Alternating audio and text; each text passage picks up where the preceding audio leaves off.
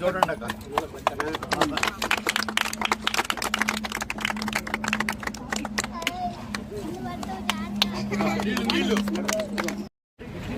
మరి అమ్మా అక్క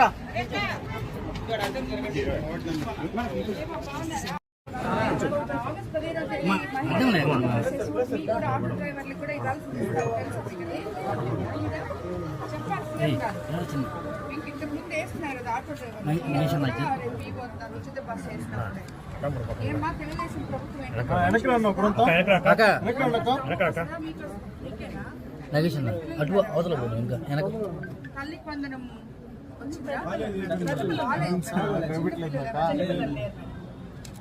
తెలుగుదేశం ప్రభుత్వం నచ్చిందమ్మా?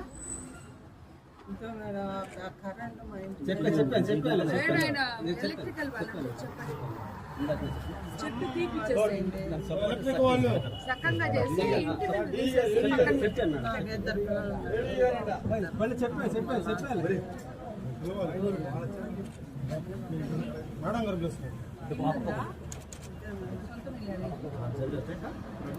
ఆయన ఇప్పుడే సపరేట్ గా పెట్టుకుంటున్నాడు. మీకు అందరికి పిల్లలు అయినప్పుడు మళ్ళీ ఇంకా ఫీల్ వచ్చేదాన్ని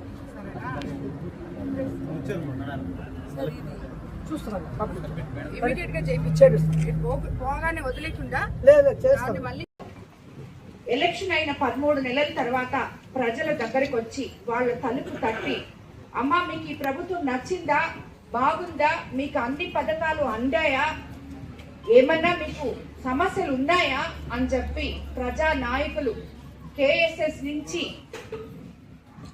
కబ్స్ మొత్తం అంటే బూత్ కన్వీనర్లు, కో కన్వీనర్లు, క్లస్టర్ ఇన్ఛార్జ్లు, తర్వాత ప్రతి ఒక్కరు కూడా ప్రజల్లో తిరుగుతూ ప్రతి గడపకు వెళ్తూ వాళ్ళ సమస్యలు తెలుసుకొని ఒక పండుగ వాతావరణంలో ఈ కార్యక్రమాన్ని మన తెలుగుదేశం కార్యకర్తలు అయితేనేమి, స్థానిక నాయకులైతేనేమి, మండల అధ్యక్షులైతేనేమి, అదేవిధంగా గ్రామ పార్టీ అధ్యక్షులైతేనేమి, కార్యదర్శులైతేనేమి ఏ ఒక్కరు కూడా వదలకుండా అదేదో వాళ్ళ సొంత పనిలాగా వెళ్ళి ప్రతి ఒక్కరు క్షేమం కనుక్కోవడం అనేది నిజంగా చంద్రబాబు నాయుడు గారు ఈ మహాయజ్ఞం లాంటి ఈ కార్యక్రమాన్ని మనందరి చేత చేయించినందుకు ముందుగా ఆయనకి మనం ధన్యవాదాలు తెలుపుకుంటున్నాం. ఎందుకంటే ఈ రోజు ఎలక్షన్ అయిపోయి మనం ఎలక్షన్ ముందు 13 నెలల ముందు ఇక్కడ తిరిగే ముందు వాళ్ళకి ఎన్నో ప్రామిసులు చేశాం. బాబు ష్యూరిటీ, భవిష్యత్ గ్యారంటీ అంటూ 6 పథకాలు చెప్పాం. అదేవిధంగా ఇంకెన్నెన్నో మాటలు ఇచ్చాం.